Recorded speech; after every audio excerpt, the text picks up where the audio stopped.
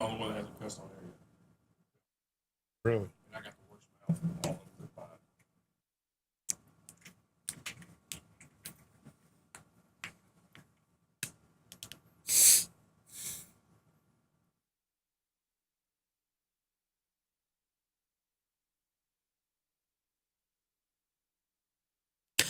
Yeah, what happens if it happens on air, like on your radio?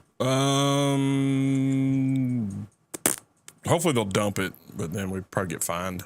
We wouldn't. They would. I mean, I can't afford the fine, so. No, I would have guessed that. Yeah.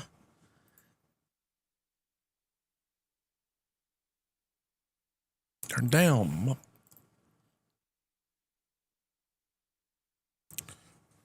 Turn down my sounds. Yeah, you too. You gotta go to your phone, put it on silent. I've got no reception, no ways. Your phone still go off. You turn it off? I did. Should we put it back on? Yeah. Just gonna get 9 pounds of it and everybody today. Yeah. We're going to make fun of your stuff a lot tonight. What?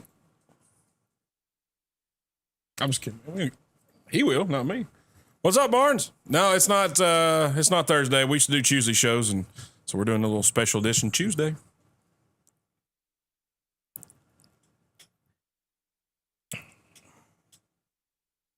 That shirt makes me look really fat.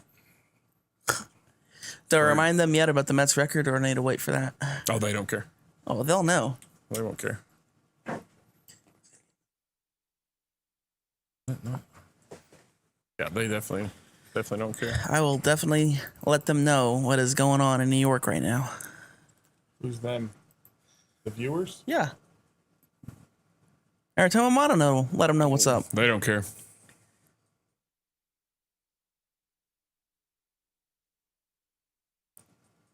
It's the Mets. Nobody really cares. I think that's biased. Yeah, pretty much is.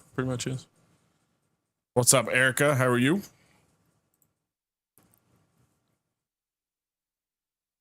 Proctor, you watching? You better be watching. Probably drunk. Sound all right on the old Facebook? Oh yeah. Attaboy. Proud of you.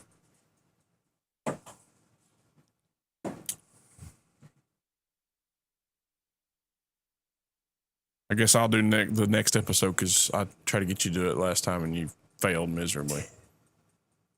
You want to name this episode? Yeah, definitely change that. Yeah, it still says. Yeah. Don't worry, Bull does it like every week.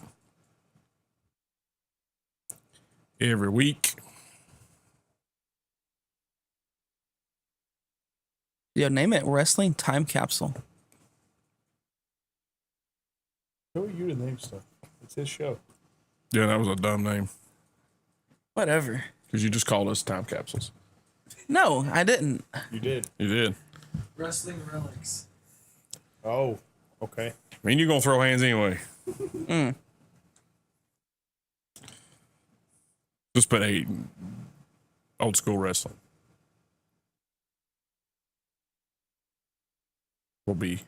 Will suffice, sir. I mean, did you even notice my shirt? You know what the shirt's from? No. The movie No Holds Barred. Yeah, I went and saw the opening night. Hulk Hogan. I've never watched it, but I know about it. But he's on this show. Yeah. And this is what he wanted. It was his idea for the topic. You said the only way you're having him out to talk about 80s, 90s wrestling. And I said, what are you going to talk about? We doing the territories? No, let's do 80s, 90s. Okay. I don't know anything about the territories. You said he did, though. Yeah, he did. Yeah, not me. I know half the crap. I didn't watch it. I mean, I watched it, but I didn't watch it all. I knew about it. I know about it now because I'm a student of the business. He's watched it all. Yeah. I mean, you have the network, right? It's not the network anymore. Oh, gosh. Well, With the technicalities, here we go. Peacock has it, and it sucks. why? Because they paid WWE $2 million. I don't care. what they paid them. Doesn't bother me. Doesn't bother me a bit. It is very unorganized. Oh, yeah, the navigation on it sucks, but the navigation on it wasn't that great to begin with. Well, it was categorized better. Well, do it category, yeah, but navigation on it wasn't. You're just complaining to be complaining. Nah. Got all the stuff I want to watch on there. They got the territories on there. Go watch it. All he cares about is Uncle Dave's 5-star matches. Ah, God. Are you a Dave guy? Oh, he's all about some Dave Meltzer. What? You're not going to say anything about Dax and your boy Ospreay almost getting 5 stars Wednesday? This is Dax. Man. We're fixing to light you up. I'm just kidding. We're not going to. He is. All right, let's get this thing rolling here in a second. It's confusing everybody. What? Why are y'all on? What's going on? We used to do show every Tuesday and every Thursday, and then the guy who could be here every Tuesday, he switched schedule with his kids, so he can't be here every Tuesday now. So it kind of threw it off. All right, y'all ready to do this? Yes, sir. Let's go. Ready, sir? Got everything going? All right, everybody, welcome to the Everyday Joe Show. I'm your host, the Travis Reed. You might have heard of me before. Nope. Yes, you have. Yes, you have, Jackson. I'll fire you from your unpaid job. Just kidding. All right, guys, here we are on a Tuesday night, special edition here at Studio 11. It's nice and hot. It's a scorcher out there. Yeah, every time I say scorcher, I got to take a drink. Helps cool me off. Well, I'm just thirsty. Need a buzz on Tuesday night. You know. All right, guys, Tuesday night, Studio 11. Jackson's here. We got the Ramos boys. Ricky, how you doing, sir? I'm good.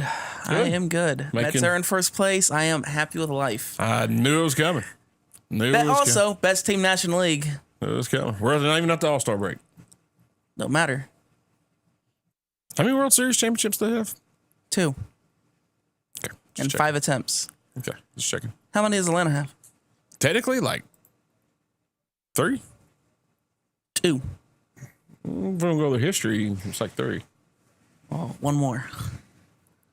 They've been around a lot longer than the Mets, too. Exactly. Yeah, you like those technicalities. I was just getting you. Mets been around since 62. You guys been around since what, 1800s? In Boston? Yeah, and where? In Boston. Yeah, that's it. I'm gonna kill him. Oh, my camera's there. I'm gonna kill him. I'm just kidding. Well, thanks for being here, buddy.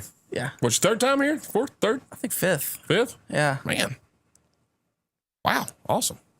Good job. And we also have his dad, Rick. What's up? How you guys doing? Man, we are wonderful. Thanks for making the trek down the mountain to come hang out and talk a little bit of old school wrestling with us tonight. I think Ricky here is going to get a nice lesson. Which, and all jokes aside, it shocks me knowing, being friends with him on Facebook and when somebody posts like an old school wrestling match or something about it, he always comments, he'll comment about territories, and you not knowing that. And I'm not being mean, I'm being serious. You not knowing that's kind of shocking because how much you know about wrestling now. Yeah. And even I'll give you 2000s to now, you're pretty good on it. Yeah. But you didn't know any of that. And I was actually kind of shocked that you didn't. You just, it's just one of those things you're not interested in, or like I said, I'm not picking. I'm being serious. Just not my right time period. Yeah. Yeah, but that's where, if it wasn't for a lot of those guys, you wouldn't have what you got now. You wouldn't have, so that's why, because I go back and I've watched stuff that was on before I was alive, especially on the network. Is what it is. I go watch that just to see, that's so and so. He wrestles a lot like this guy does now. I wonder if that was an influence of him, stuff like that. But you never even interested in watching it. Not really. I like watching because the production and stuff back then. Yeah. They did great with what they had. Yeah. You know what I mean? So, and I like watching how it progressed. And I like seeing that old stuff. It's just shocking. I'm not being mean at all. I'm being completely serious. That it's shocking that he likes it so much and y'all hang out a lot that you didn't absorb some of that or start watching because he did. It's fun. It's fun. I can see how tonight's gonna go. No, I'm being 100% serious. 100%. It's different once we hit, once we go live, man. Oh, I know. Yeah.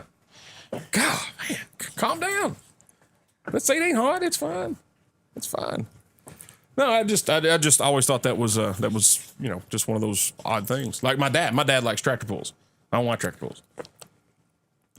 I used to watch them when I was a kid. I was watching them over there Sunday when I was on drag racing, but Yeah. I know a lot about them because I don't know if it's through osmosis or I was just there and picked up on it. And Yeah. that's kind of happened with NASCAR. I didn't like NASCAR until I got probably about 10 years old because he watched all the time. And then I started, oh, I actually like this. This is pretty good. So I still watch it now.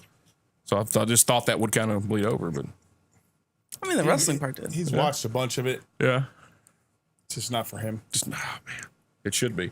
I mean, Come on, man.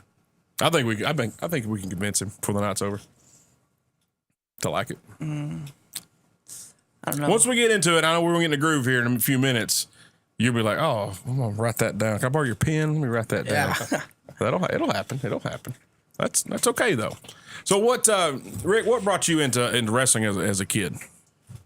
Gosh. Because we're probably around about the same age, I'd say. Yeah. Geez. I was over a friend's house when I was about 8 or 9, and he had on World Class Championship Wrestling, Oh yeah, out of Texas. and it was like '84, right when the Freebirds and Von Erichs Oh man, that was good stuff. going at it, and from there I got hooked, man.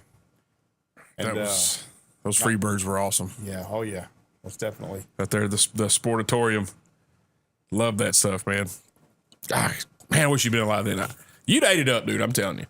I wouldn't doubt it. I Most just definitely Yeah. Now, where were you living at then? in Jersey. In Jersey? Yeah. And y'all got world class way up there? Oh yeah. Man, I had to watch it at my dad's house like on a Friday night with, go twist the antenna a certain You way. lived here in Tennessee. Yeah. I had to turn it just a certain way and I'd get this crazy channel like on the TV and it came in clear enough where I could see who everybody was. But yeah, it was very hard to pick it up when I was a kid. That and was it UWF? Florida. UWF. Yeah. And that was in Texas too, Yeah, right? that was like in Oklahoma and stuff. It was very hard and like Power Pro stuff like that was very hard Right to after get. Mid-South. Yeah. Yeah. It was very very hard to get. But yeah, I would stay up to like 1, 2 in the morning, 9 years old, watch on that crazy wild feed with the antenna. I'd go out there and my dad, what are you doing up? I don't know. Trying to watch wrestling, but I fixed the My antenna. whole weekend was playing around watching wrestling when I was a kid. So was it the Freebirds or the Von Erichs that grabbed you? Oh, definitely the Freebirds. Yeah. Oh, yeah. Michael Hayes with that strut. Oh man. Dude. Michael Hayes was the man. He's one of my favorites. That dude could talk. He wasn't a body guy either. He didn't. No. Decent enough shape to get it done. The ladies liked him. Yeah. That's for sure. He never went home lonely. No, definitely not. And they were one of the first ones to use music going to the ring. Yep.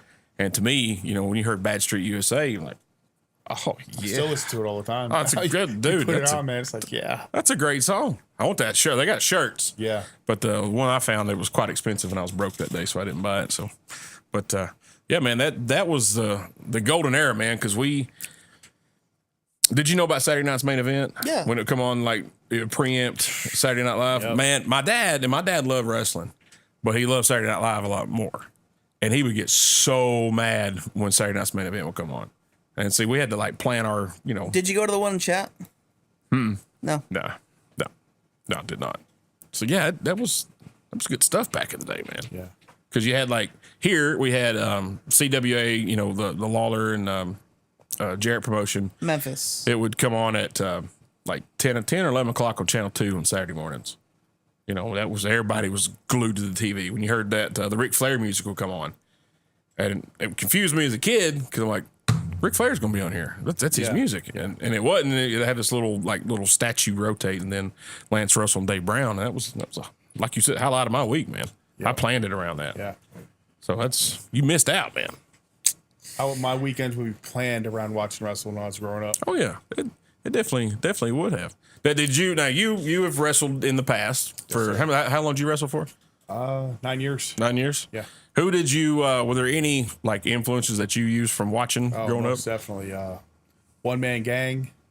I could definitely see that. 'Cause- Big influence on me. Yeah. Vader. Vader was a big influence, and Andre the Giant as well. But heel Andre, Right. not baby Andre. Right. I like the heel Andre so much better than baby Andre. He was good. Yeah. He was good. Yeah, I could definitely see the one man gang because you're what, 6'6"? Yeah. Yeah. Wow. Pretty good. Yeah. Yeah. Yeah. What's wrong? You don't like him being 6'6"? No.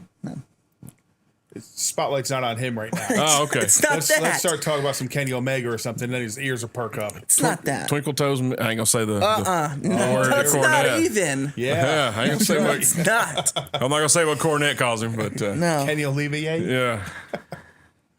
That one of misinformation. Huh. Yeah. Okay. Back home, we had a cable network called MSG, Oh yeah. and it would broadcast all the sporting events from Madison Square Garden. Right. Oh, dude, you got good Once stuff. a month, I always got WWF, and it would be live, whatever night they were there. Right. 3-hour show. Dude, I'd watch it all, and then every week when they showed replays, watch it again. watch it again. Man, that'd have been great, dude. Well, it was great, man. I mean, like, first intermission, Howard Finkel would come out there, and he started announcing some matches for the next event right. to get ticket sales going for the next event. Yeah. Begging your parents, please, can we go? Can we go? Never went until I got to be a young adult when me and my Right. friends went up there on a train. Right. And main event was Bret Hart versus Yokozuna. Oh, man. Steel cage match. Dude. Yoko had the title. Right. Bret Hart was climbing. Fuji took the salt, threw the salt in Bret's face. Bret took the bump. Yokozuna squeezed through the cage door. Yeah. Oh, that is great. Yeah. That is so great. I just realized I forgot to do restream. That is awesome.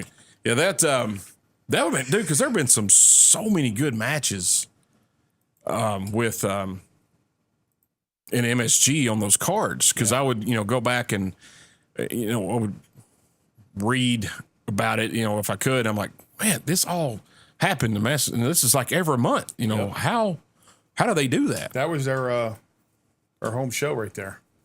Their home arena. That would have been fantastic. Fantastic. I gotta fix the titles. Hang on. Just a little stall here. Just a little stall.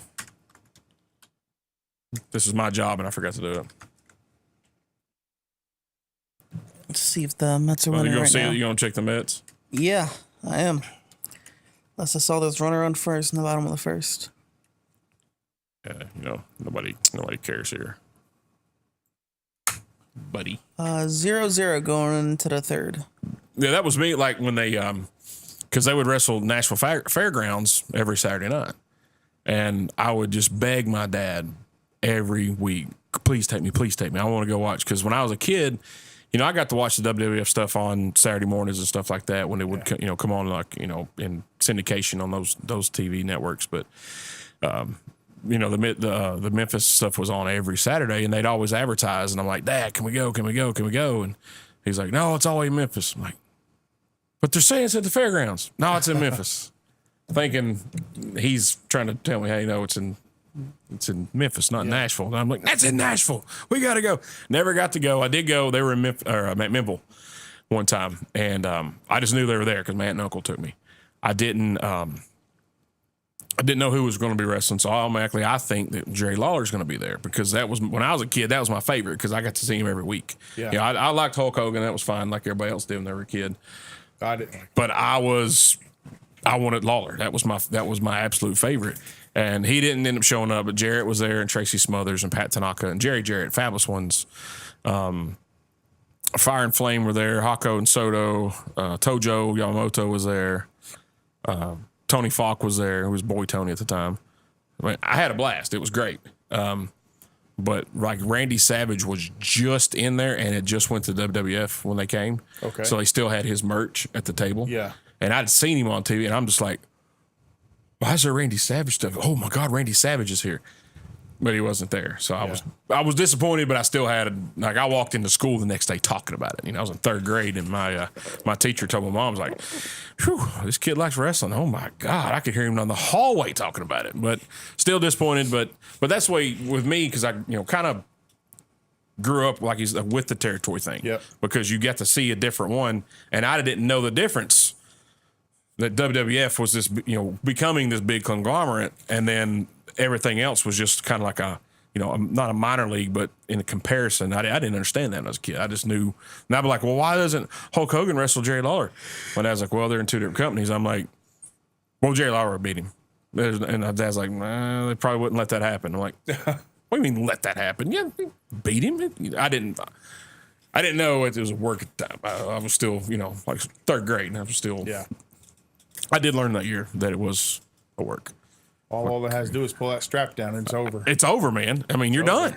You're done. And everybody picked on me for coming off the second rope when I pinned Little Mexico for the 6-man tag team championship.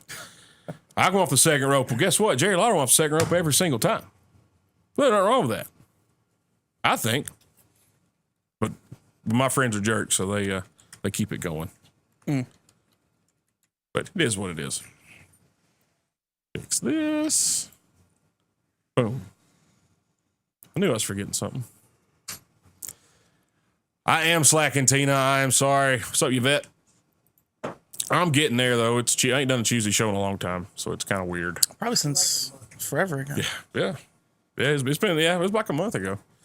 So, that being said, kind of got our backgrounds on what we grew up on. Who was your favorite wrestler from the 80s? Okay, are we going overall or certain federations? Overall. Overall. Oh, Ric Flair. Attaboy. Mine too. Now, then, I liked him then, but it was Lawler at the time. Yeah. We'll say.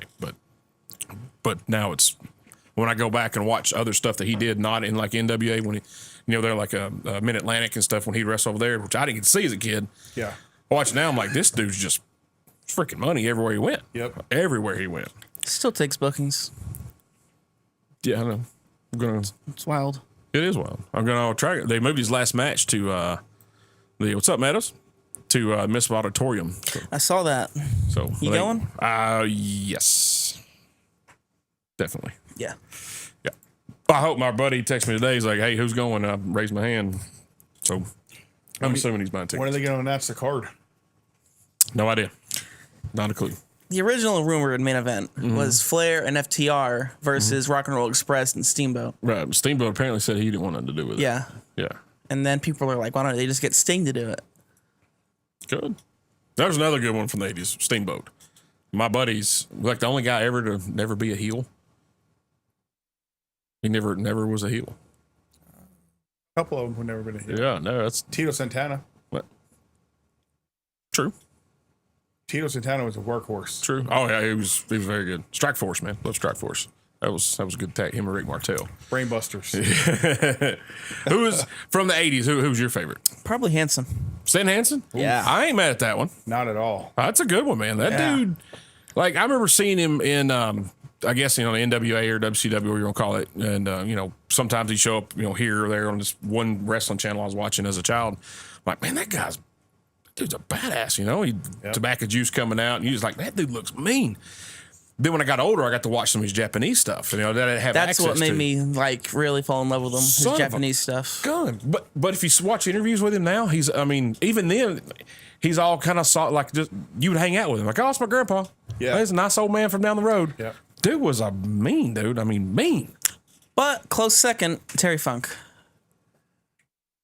I like Terry Funk. He got his butt kicked in the movie Over the Top and Roadhouse. Roadhouse. That's Yeah. a classic. Okay. Just keep that in mind. Keep that in mind. There'll be a question at the end of the show. I already know where it's going to, and I like it.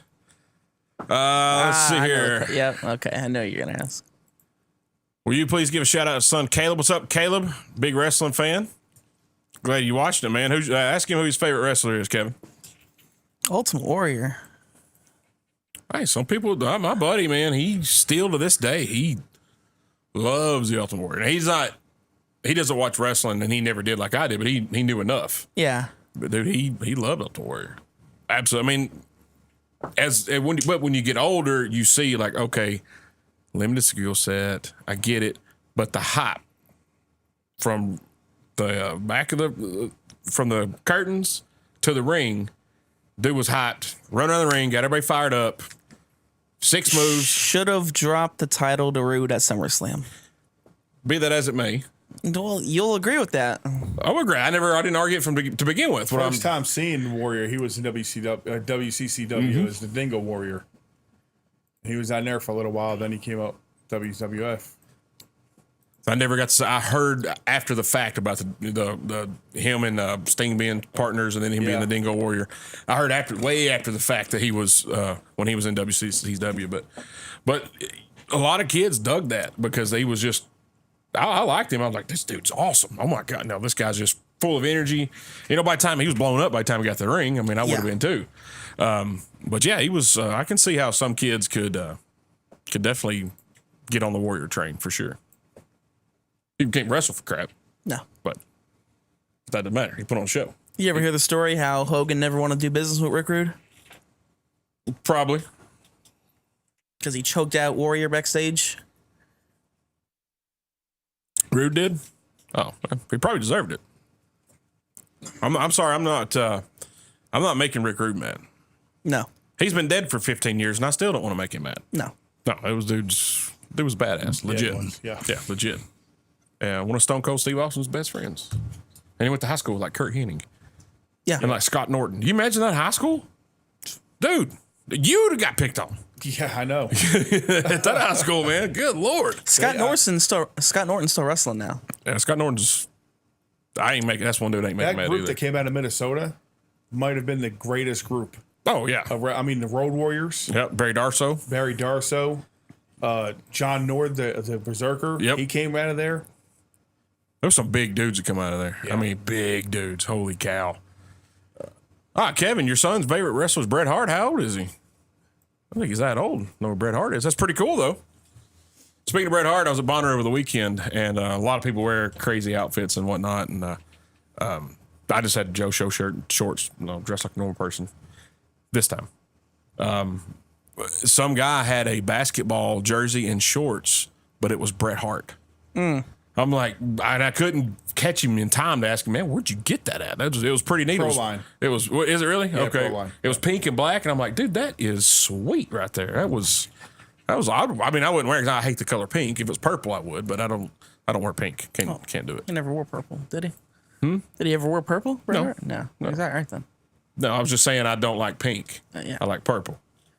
That's all. You're overthinking it, man. Huh? So you're overthinking it. Purple. Prince. Undertaker. Yeah, I know. That's good stuff. All right. Favorite wrestler from the 90s. That started in the 90s. Started in the 90s. Oh, that's kind of hard. You kind of got to figure out where they started and when, but. Okay, so they had to start only in the 90s? Yeah. Not before. Okay. Yeah. Which, I mean, there's a lot of them. It won't be that hard. No, they had to start in the 90s. Starting in the 90s. Oh, that's a curveball there. A little bit. Yeah. Yeah, I know, right? What year did Double J start? He started in the 80, 80s. 86, 87. Okay. Yeah. Want to go first? No. No? You can go first? No? No. To be honest, I stay pretty loyal to my guys, man. Yeah. I really do. Like Flair and Tully and Arn all throughout. Barry Windham, too. All Oh, the yeah, Barry guys, Windham. That's your warm I up. was a huge Honky Tonk Man fan. Really? Oh, Well, Wayne God. Ferris. God, I love me some Lawler's Honky Tonk Man. cousin. Yeah. Yeah. Man. I guess the Giant. The Giant? Yeah, that's pretty good one. Giant, yeah. He turned into pretty good. He could have been better, but pretty good and very, very well respected, it seemed, in the Yeah. back, for sure. I like Kevin Nash, too. That was my man, Kevin Nash. That was until Storm started wrestling, because he's from Nashville, right around outside Nashville. That was Kevin Nash was my favorite, for sure. And he played Super Shredder. Yeah. In Teenage Mutant Ninja Turtles. And he went to the University of Tennessee. You know that? I'm sure you know that. Yeah, I knew that. Played basketball, choked out the coach. You know that? Don DeVoe. He deserves it. He's a jerk. Jimmy Newton said Steve McMichael. Wow. Oh, Mongo. Yeah, right. Yeah. Is that answer a rib? Like, Oh, no. he, I got a Mongo figure up there. Hope he gets better soon. yeah. It's a shame what's going on with him. Bad health. Oh, yeah. That's terrible. That ALS, right? Yeah. Yeah. It's, He said he wants to go to Flair's last match, oh, man. but he needs an ambulance from Chicago there, then back. That would be epic if he could be there. Yeah. That wouldn't be a dry eye on the house. I don't care what you say about Mongo's wrestling. It wasn't that great. Even he knows that. He was a character, though. He was exactly a character. He was a character in the NFL. You know, he just brought it over to wrestling. So yeah, that would be. I'll guarantee there would not be a dry eye in the house if he showed up to Flair's last match. Flair would cry like a baby. Well, there's not going to be a dry in the house anyway. You're probably right. Once it's all said and over with. Yeah, I agree. Which I'm nervous about it because look, Flair's 70. 73. Yeah. So what can he do? Still, it's Flair. Yeah. I mean, I see him in these training videos of Jay Lethal. No sense for him to be taking all these different bumps off the top rope and everything. Mm-hmm. But yeah, it looks really slow. But I mean, he's 73. It's going to be slow. 73, yeah. It'll probably look slower if I did it. You know what I mean? yeah. 30 years younger than he is. So I mean, I get it, and that's a lot of people are saying, but I'm still like, it's Ric Flair though. I mean, it's kind of like, what if Babe Ruth came back and played one more game with the Yankees? Everybody's gonna watch it, Yeah, and everybody's gonna be like, heck yeah, here we go, this is awesome. So it's like, to me, it's like the same thing. But Kevin said his son is saying Rey Mysterio. He started in WCW in the '90s. Not bad. That dude has a long ass career. Oh yeah. Yeah. My favorite Rey Mysterio moment is when he got thrown to the trailer like a dart by Kevin Nash down in Disney when they did the NWO thing. Yeah. I saw it happen. I was at my dad's house in Murfreesboro, and I was watching it live, and it happened, and I started just cackling. My dad's like, "What are you laughing at?" I'm like, Kevin Nash just threw him like a dart in the side of a trailer, and my dad finally saw the replay a few days later or whatever, and he was like, "Oh my God, he did." I'm like, it was hilarious. I watched his first matches from ECW. Oh, yeah? When he first got to ECW, he teamed up with 911. Oh. And 911 had him up on the shoulders with his boots and just held his arms, and he just jumped off onto people. That's big. 911's a big old dude too. That's for sure. Yeah, mine from the '90s definitely was Kevin Nash. My nickname when I was younger was Diesel, and then Kevin Nash became Diesel, and I was like, "Hey, he stole my name. Yeah. Stole my gimmick." Although he's taller, he can steal it. I really wasn't anything Diesel about. He's like a Cummins Diesel. I'm like a Volkswagen Diesel. I'm a baby. To answer your question, favorite start of the '90s. Can't go wrong with Taz. I enjoyed watching Taz work. God. I really did, because he ain't bigger than a popcorn fart. I mean, he's a stocky dude, but he's what, 5'8", 5'9"? He's like my And dude could work. He could work big. He could work small. I thought that was very impressive. And his, I guess he was an amateur wrestler background. His suplexes and stuff looked 100% legit. Like, he knew what he was doing. He's not afraid to dump anybody on their stuff. No. Just dumping them right in their neck is beautiful. When I first got to watch Taz, it was like November to Remember. It was like a three-way dance between like him, Bigelow, and maybe the franchise, Shane Douglas. And Taz was on Bigelow's back trying to do the Taz mission, and Bigelow jumped backwards and they fell through the ring. And I was just like, and of course Joey Styles is, oh my God. Yeah. And I'm just like, oh, I got to start watching this, because I don't remember how I got to watch it, but I was like, I got to start watching all this stuff, because I was a big Bam Bam fan when I was a kid. And then, so I was like, yeah, I'm watching this. And I like Shane Douglas, liked his look, and Shane Douglas was fantastic. I love him and Do you ever see the footage of when he caused a riot in the ECW arena?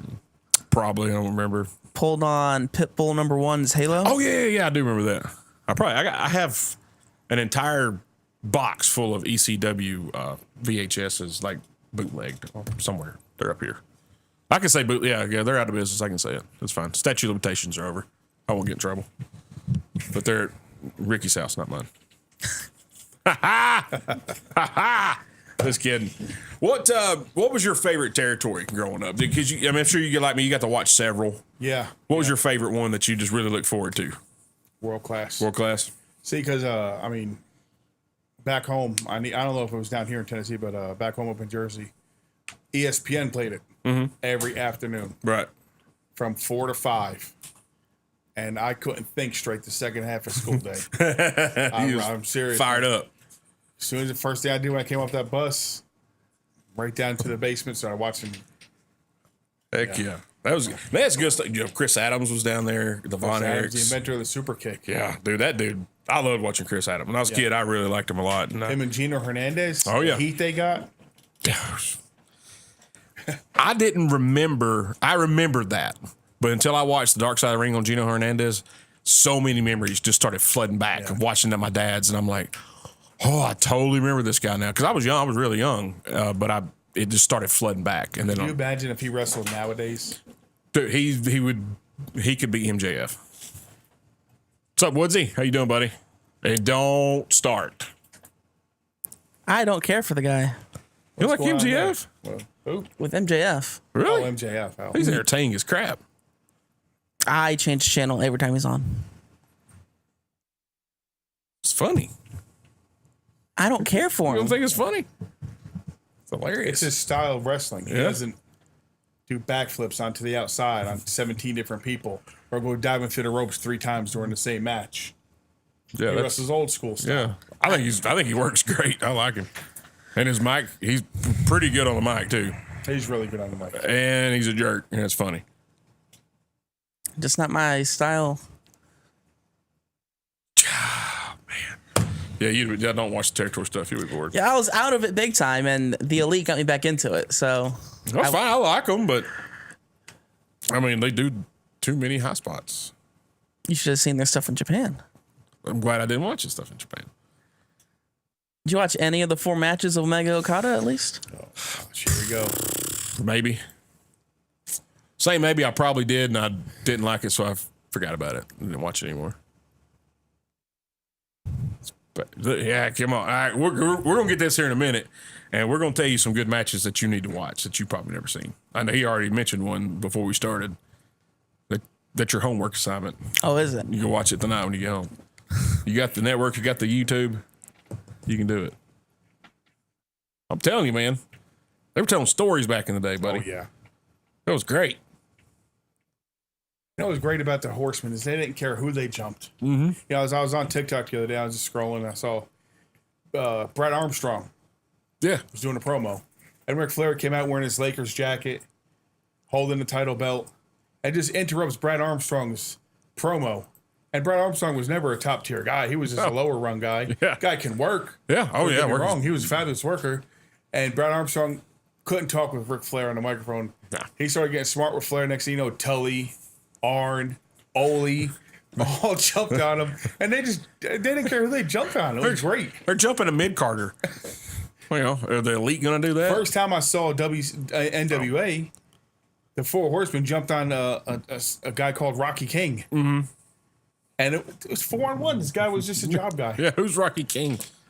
You know, like the Mully brothers or whatever Cornette talks about. Oh, you don't listen to Cornette, so you don't know. No, I don't listen to Cornette. He should. listens to Cornette any chance he gets. Yeah. Exactly. Yeah. He speaks the truth. Ha! Yeah, he does. Dude, that man can write a 1.5-year promo in 13 minutes. And you get done, you're like, that just made all the sense in the world. That slow burn, baby. Which they did a good job with MJF with the slow burn, I think. Then Paige. Paige just went a little too long. But it's still good slow His burn. reign was very underwhelming. Well, yeah, but we'll get into that later and off there because there's things why that was underwhelming. But it's okay. It's fine. So, you got a particular match from the 80s?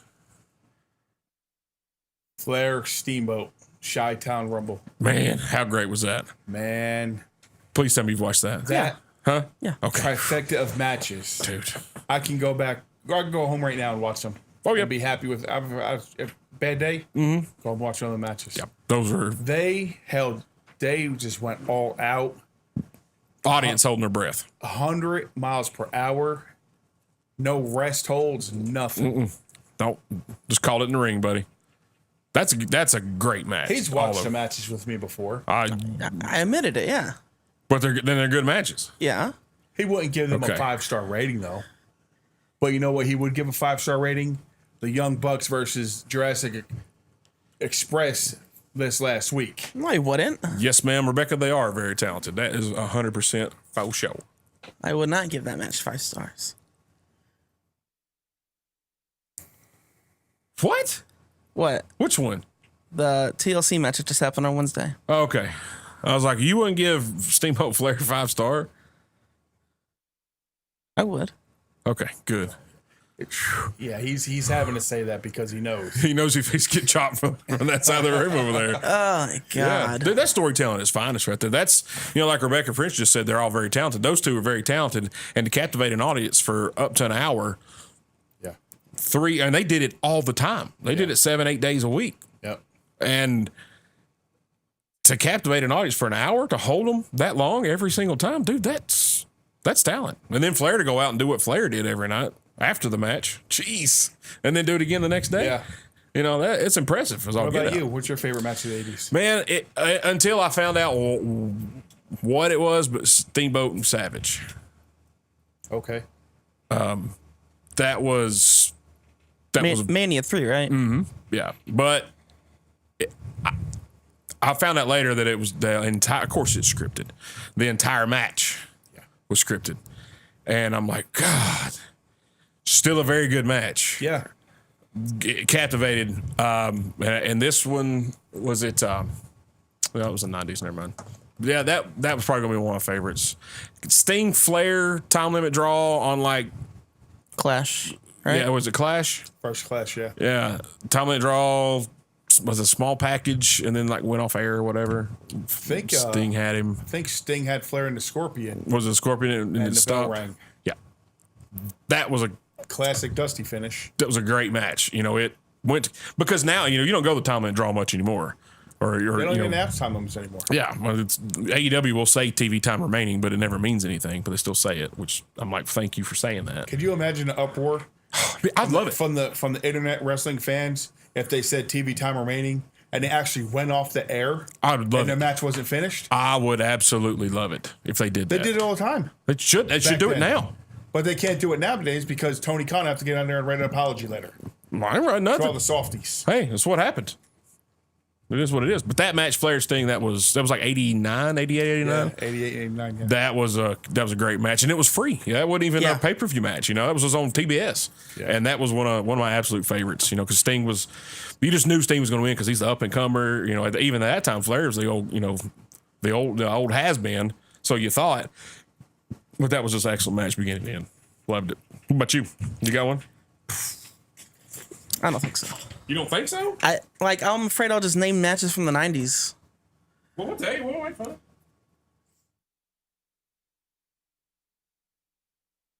Boy, like the Skywalker's match. Was that LOD and Midnight? Yeah. Yeah, that was good. Jim Cornette broke his knees. Big Bubba didn't catch him. Blew out both of them. Yeah, that was a very, very, very good match. And Midnight's, I can't believe I didn't mention them and Rock and Roll. I mean, how many great matches they had in the 80s? Holy cow, man. Every one they ever had Yep. with those two? Yep. We talk about Even with Dennis Condrey or Stan Lane. Yeah. Yeah. I remember the Midnights of just Stan Lane, Bobby Eaton. I don't remember Condrey as a kid. Condrey intimidated the crap out of me when I was younger. He had this look Yeah. of like, that's a bad dude. That's a bad dude. Stay away from him, man. Who was the guy before Eaton? It was like Buddy Rose or something like Randy that. Rose. Randy Rose. Yep. I didn't know about him either, and I go back and start watching some like AWA stuff, Yeah. and I saw it, and I'm like, who? This isn't the Midnight Well, Express. it was originally Dennis Condrey and Randy Rose in the Yeah. Memphis area Right. and the Southern Territory area. And then Randy Rose went off and they replaced him with Bobby Eaton. Well, which, Beautiful Bobby's great work. yeah, oh man, I can't talk with crap. No. No, never, but great, definitely a great worker and one of the best tag team specialists ever. Yeah. But yeah, and I went back and watched some of the Condrey stuff, and I'm like, this guy here can actually work. It was. I felt like an idiot because I never knew who he was until after, way after the fact. I'm like, man, I failed. I failed class. But yeah, Midnight's, man, every match they ever been in was excellent. Yeah. I'm glad you watched that match. Thank you. What about the 90s? Favorite match from the 90s? There's a ton of them, especially Attitude Era. Probably War Games Team NWO versus the Four Horsemen. It's pretty good. It ended like crap, but it was. Yeah, it did. Yeah. For the Horsemen. Yeah. Sure. Wow. I did not see that coming. Yes, Mr. J.C. Jones, we are talking wrestling. Definitely are. Shane Douglas versus Taz for the world title. November, was it 98 or 97? November to remember. Probably 97. Yeah, 97. I think 98 was the one with the three-way dance with Yeah. Taz and Yeah, that Bigelow match, Sabu franchise. came back, did a mid-match run-in, and it was just perfect spectacle of ECW. They put on some dang good matches. Oh, yeah. Just mid-carders. You know, like Whipwreck. Mikey Whipwreck. Had Mikey Whipwreck is a favorite of mine. he had some really good matches. His ladder in ECW. match with Sabu was amazing. Or not Sabu, Sandman. The entire shtick that he did with Cactus Jack was amazing, where Cactus wanted to be his tag partner, but he didn't want him to be his tag partner. Right. Or whenever Stunning Steve Austin was there. Oh, yeah. Just doing promos. Yeah. Yep, getting paid $300 a week or whatever it was just to come in and do promos and go home. It was all right. J.C. Jones is HBK, Stone Cold, Mike Tyson, WrestleMania. Good match, even though Shawn Michaels was about to die during that match. God. You know, I bet you he was so miserable. oh The yeah, whole story up to that was just awesome. yeah. That was one of the greater The build-up, storylines yeah. because you knew how hot, white hot Stone Cold was. You had to, yeah. You're like, they're going to give it to him, and then but you're like, wait a minute, this Shawn Michaels, this guy, he doesn't lose very often. He may not give it to him. Hang on. Plus Mike Tyson, they were angling towards, he was honorary member of DX. Mm-hmm. Yeah, that was good TV right there. Yeah. Very good TV. That was a good match too. Stone Cold actually said he thinks it could have been better, but Shawn was hurt. But I thought for entertainment value, it was really good. Yeah. Because Shawn laid it out. He took the bumps and everything. You could tell he was hurting. Even climbing the ropes when he went to do the elbow spot, he was like, "Oh God." You're like, man, dude's in pain, but still put on the show. That was his last match before he took a few years off, wasn't it? Mm-hmm. Yeah, until Triple H versus Shawn Michaels at SummerSlam 2. Yep. No holds barred. Another great match from the 90s was Bret Hart and Mr. Perfect SummerSlam. Oh yes, excellent match. Absolutely. You go back and watch that match. Mr. Perfect never gave up. Yeah. Nope. Never It did. was the Montreal screw job before the Montreal screw job. It is. Yeah, that was a good match. One of mine, and it's not a great technical wrestling match. It was just the good build up, the hype of it was Savage and Warrior. Was that 92 SummerSlam, something like that? Was that the loser Yeah, maybe retires? Mania. Yeah, maybe Mania. Savage hit him with like 8 elbow drops. Yeah. That was loser, yeah, and like Warrior like lost his mind and went off or whatever. Just the build up of that one, the hype of it, that was one of my favorite matches ever. Like I said, it's not a great working wrestling match. I wouldn't say that by no means because Warrior's involved. But as far as everything else, it checked all the boxes off for an entertaining match. Another fantastic match. War Games, Sting Squadron versus Dangerous Alliance. Oh yeah, very good one. Wish that Dangerous Alliance would just been around a little bit longer. I think Oh, my God. that would have been, man. But I know a lot of those guys went off to be superstars, but that would have been fantastic. What was that one War Games where Dr. Death Steve Williams pressed Terry Gordy up into the top of the cage like 7 or 6 times? That would have been one of the earlier ones. I think it Had might to have have been been. like 91 War Games. I got 2 of them on VHS somewhere, but I don't remember which the matches are. Dr. Death and What's up, Bethany? Bam Gordy. Oh, Bam Bam. I like Bam Bam Gordon. That dude could work big or small. Yeah. Man, he was a big dude. He's about as big as you. Yeah. One of my favorite War Games moments, since we're on that subject, was I think it was 91, and Sid was in the Horseman. Oh, you powerbombed Pillman? Powerbomb Pillman. I mean, dang near Right killed on him. his neck. And you could see him reach down. Are you okay? Like, I can't believe he didn't kill him. No one said. He probably didn't even ask me if he's okay. Probably not. He reached down and said something because we watched it and our rewatch was like, what did he do?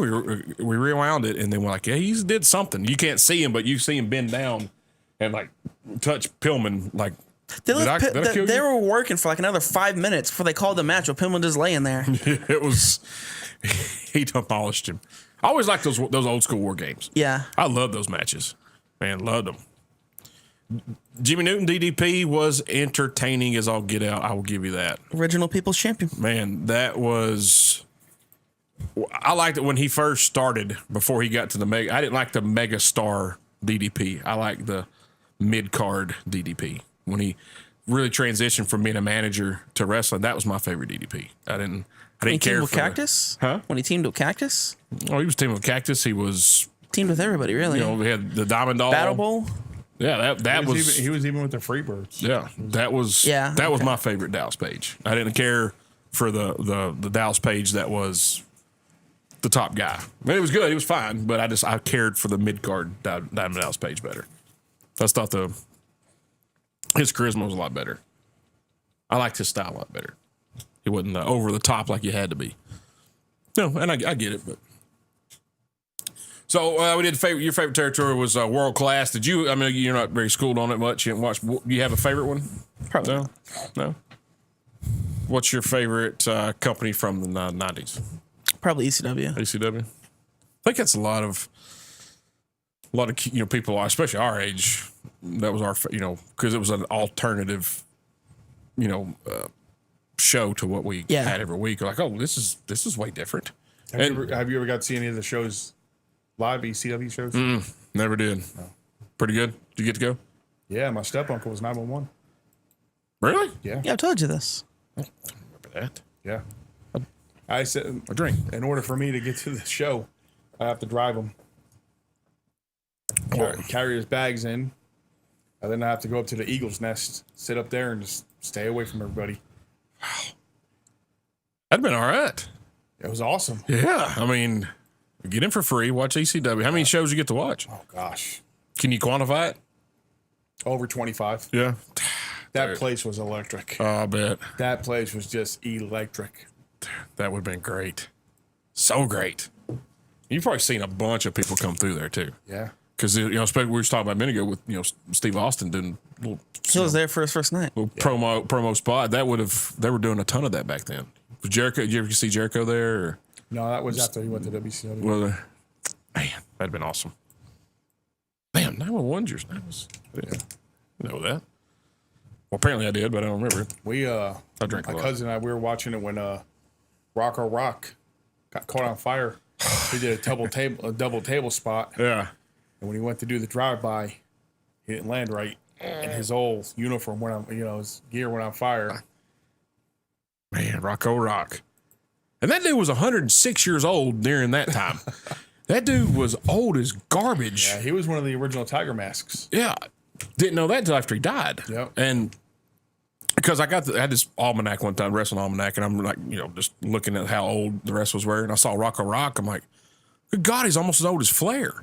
Like, he was way older than he looked. I mean, he looked the same as Johnny Grunge, really, the ages, but Johnny Grunge was like 15, 20 years younger or something like that. I didn't realize he was that old, and dude could still work really well. Yeah. And take some shots, too. The dude was nuts, man. Dude was nuts. My favorite territory, obviously, from then was definitely Memphis territory. That was just bread and butter. It was, Jarrett started there, and then you had, Pat Tanaka and Paul Diamond, before they went to AWA as a bad company. That was, I thought, Remember their manager? in AWA, Yeah. was it Sherry? No, it wasn't Sherry. Don No. Dallas Page. Was it DDP? Yeah. All right, see. That was fun. Getting to see Tony Falk, and that's who Jarrett's first match was against, was Tony Falk. And he I think disqualification or count out the first time disqualification. His first win was a sunset flip over in between the ropes and beat Tony Falk. But that was just good. Tracy Smothers, that's when I learned who he was. Billy Joe Travis was there. Dutch Mantel. Yeah, man, that was so awesome. And we see him every Saturday morning. I never got a chance to watch that on TV, but I did order the tapes. It was something called Wrestling Gold. Mm-hmm. Back in the late 80s, early 90s. It was like 4 VHS for like $20. Man. And I ordered them, got them in mail, watched them over and over. I let one of my friends from high school borrow them and never got them back. Oh, dude. I'd find him. I'd find him. I don't want to find them because I get in trouble. Okay, let's not find him. Yes, definitely there, JC. Rest in peace, Smothers. That dude was good. Tracy Smothers. I think that's one question we're gonna get to here in a second. That dude could work any style, anywhere, any era, anytime.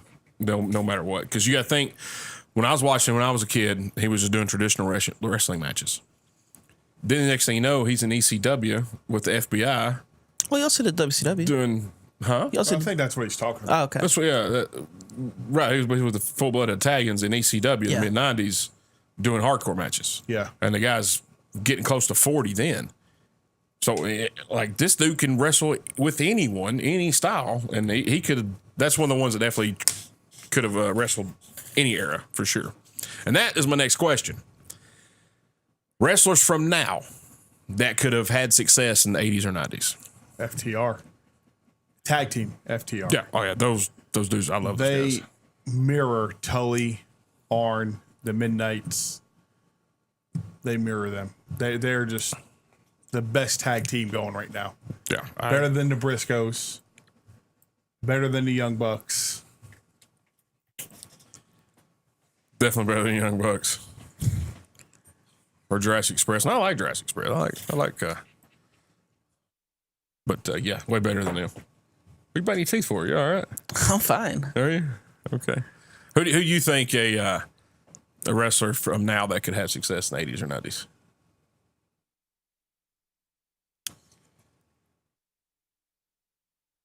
I'm gonna say Jay White. Jay White?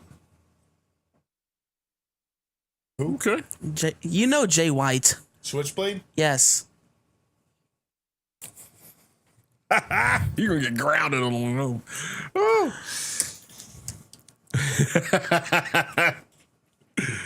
Oh, man. I know I was gonna get this reaction out of him with any answer. Yeah. Gonna. That's Well- not true. You picked the wrong answer. Who's the right answer then? Oh, he said FTR. Well, I'm not gonna You could've mirror said- his you- answer. You could have said Cowboy James Storm. Yeah. You could have said, your boy, one of the Briscoes.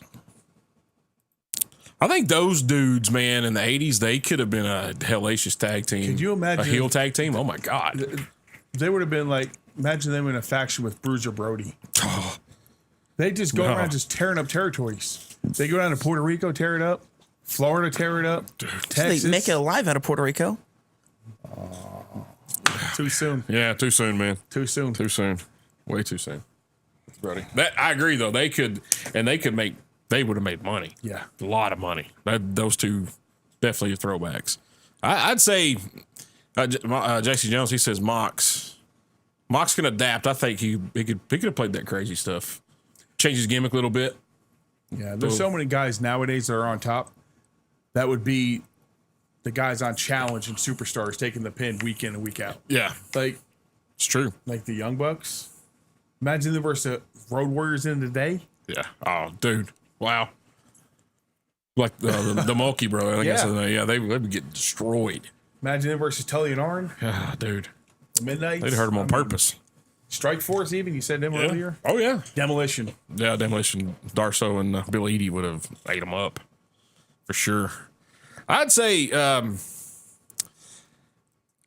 part of it, I think his gimmick would have, he'd have to stop flying as much, but like Adam Page could have done that. This is my opinion. I like his work.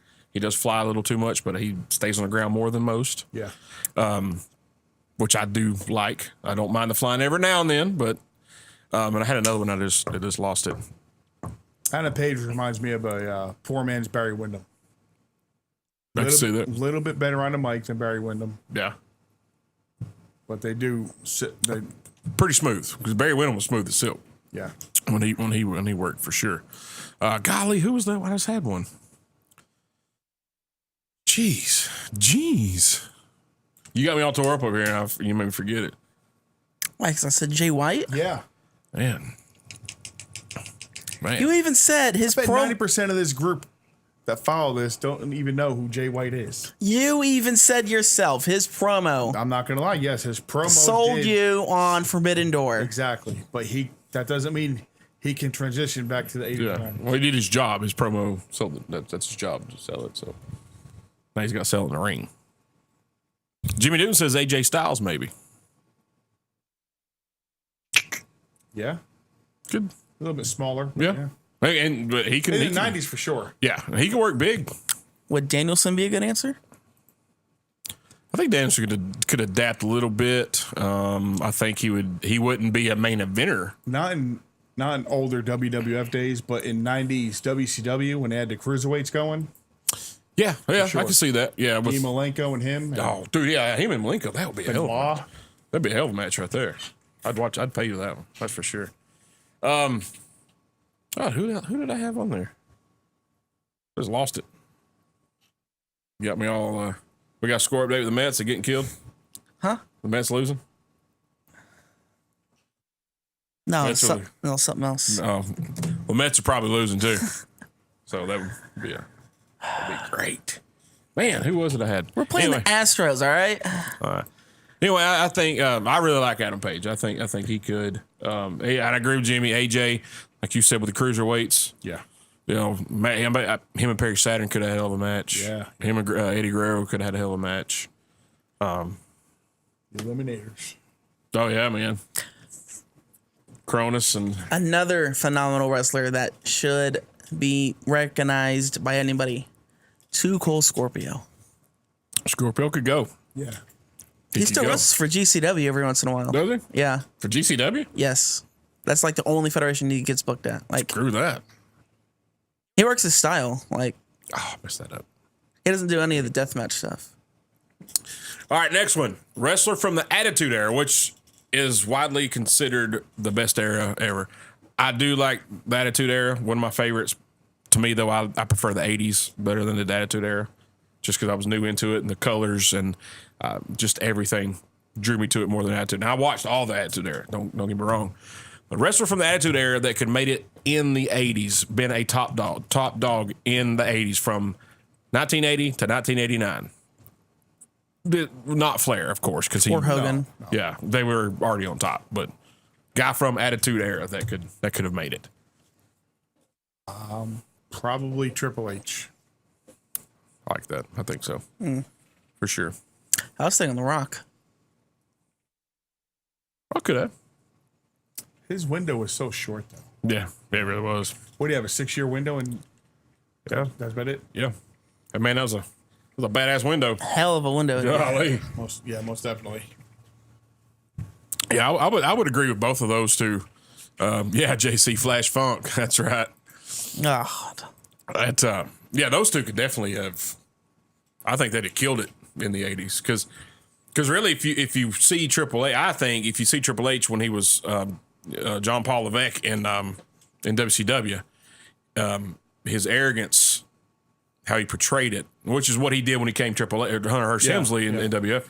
You could see that him being a dick in the 80s and just like paying money to hate this guy. Yep. You know, that would definitely cross over for sure. He had a good attitude, and a lot of his style, his work was a little slower, methodical. Yeah, he wasn't even a big risk taker. Yeah, no, didn't need to be. Nope. No, didn't need to be at all. I think Stone Cold with his attitude, take away the bird flipping because that wouldn't have flown in the 80s. No. But his brawling style at the end, I think could have been some entertainment. You know, especially like feuding with the Horseman or if he was feuding like with Dusty or something. That'd been pretty good, I think. yeah. For sure. Anybody with Dusty's going to be good. That's right. Well, Terrorizing. just as long as Dusty goes over. Well, it has to go over. You know what Tully said? What did Tully say? He said Dusty would love to book a match against Dusty and have Dusty go over. That is true.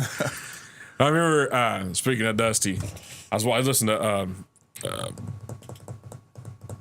Something Wrestle with Bruce Pritchard and Conrad. Yeah. And Pritchard was telling a story about him and Dusty riding through Jersey one time.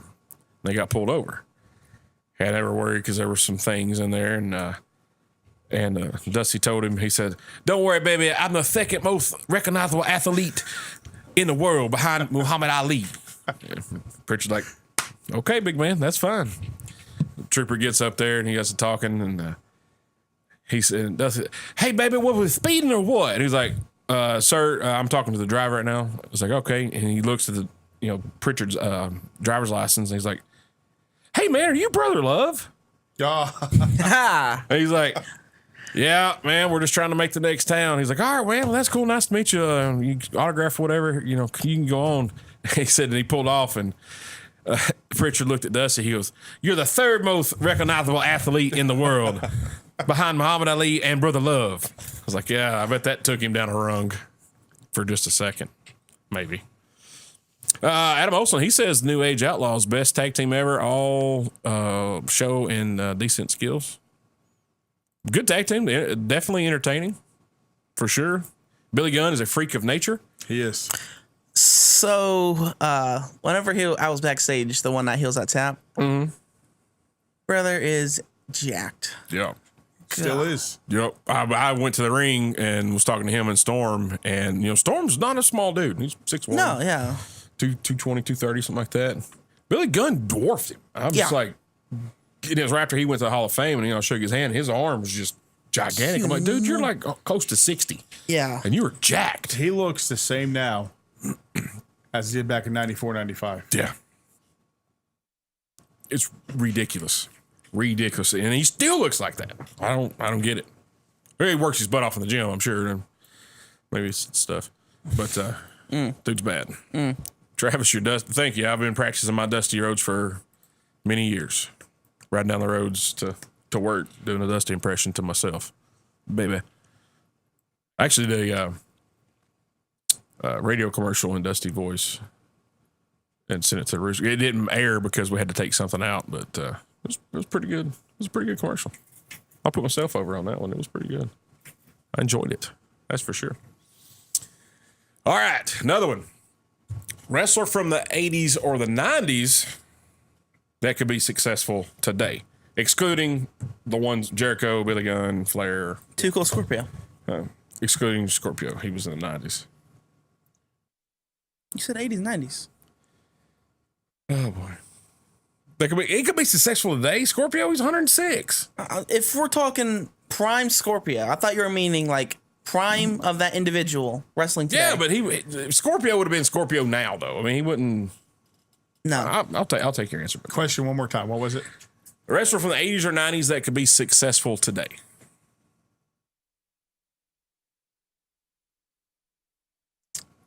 Kurt Hennig. I take that 100%. I think that dude. Another answer. Rick Rude. Oh yeah, Rick, 100%. Once again, look how close they were. Yeah, My answer and his answer. yeah. That's very good That answers. still doesn't exclude you from the Jay White answer. Oh my God. JC says Steiner. I think the Steiner brothers would be a good. Don't give Today? Scott a live mic today. No, don't. Have him talking nothing but pre-tapes. But take those 80s and 90s and put them now together. Man, that would be. Put them against FTR. That'd be fun to watch. Put FTR against the Eliminators. I'd watch it. I'd say FTR would go over. Yeah. But I think the Steiners would beat FTR. The Steiners is a top 5 tag team. It should be in anyone's book. Yeah. And Harlem Heat, too. Yeah. Oh, I loved Harlem Heat. Loved them. Adam Olson, he said Shawn Michaels, and I will agree 100%. He's been retired for a few years.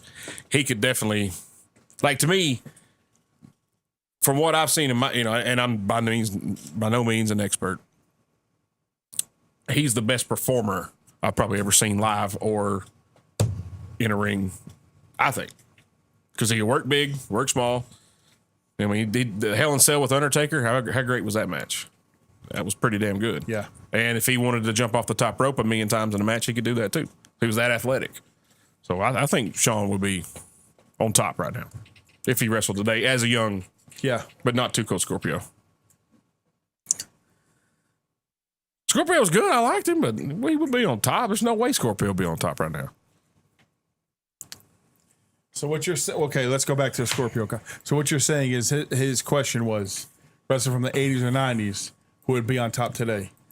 And out of everyone, you picked Too Cold Scorpio? I just always liked Scorpio. Well, that's fine. You like him, but it's a fact-based answer. He'd be on AEW Dark.